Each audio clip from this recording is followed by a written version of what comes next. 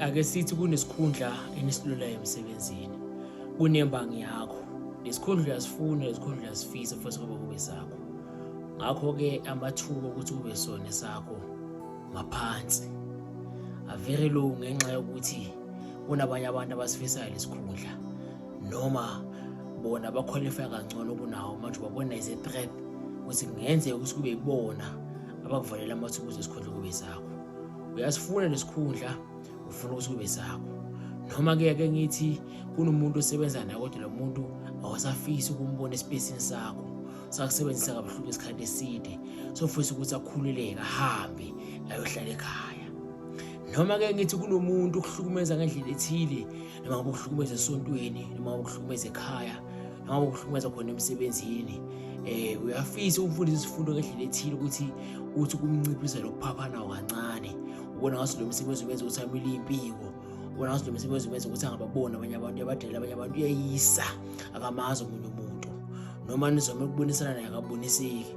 Manje kube ukuthi ngcono umshanguzo uzoncane phela lo msebenzi. Kulungile. Kunempande esikhiphayo lapha le mpande uyayishisa bese-ke manje ubiza igama nesibongo salo muntu ufisa ukubona phela lo msebenzi. Into ebalekile ukuthi wazi igama nesibongo sangempela, hayi igama nesibongo lesi sokuteketisa sangaphandle sesestradini ekuthiwa ama nickname. Cha, lesi sinyeke sikwazi ukusebenza.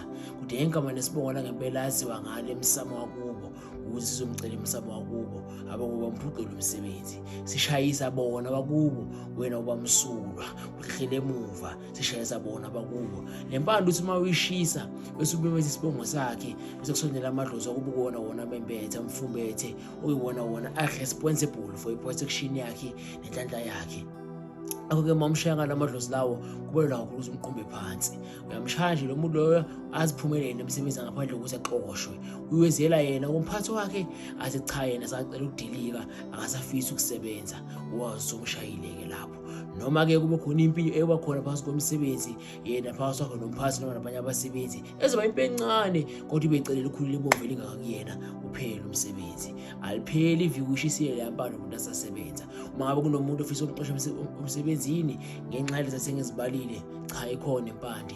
Wona kwakho nje ukuthi wazi igama nesibongo langempela, hayi lokuteketisa. Ukuze uma umshaya uzomshaya umshayisise uthunge bese nalento bese yangena umjuje ungageji.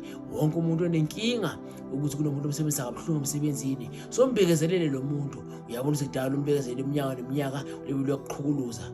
Lo nyaka lo mawungapheli sisebenza nawe futhi unyaka mningi le viki leli malingapheli sisebenza nawe makayiphumele emsebenzini ngoba yokuthula ahambe yokhulisa izingane ekhaya. Yamacala seyidilika ithi ukhumbulise inkinga nesixazululo ukuthi ube inkinga kusho khona isixazululo. Nawe uma ube inkinga kwabanye abantu emsebenzini uzowuphelisa umsebenzi umkhundaba ezitha awukucedela abantu umsebenzi ukuyenza ukuthi ube inkinga. Musu kuba inkinga, funda ukumazi umuntu umazise futhi ufunda ukwehlela ngezansi. Ungaziboni ngathi umkhulu ngoba nakuphethe futhi ungaziboni ngathi umkhulu ngoba nakuhola imali ethi xaxana laba abanye. Funda ukuthoba uyehle na ube umuntu umbone umuntu ukuthi umuntu. Ngaphandle kwaloko umsebenzi sizoqeda.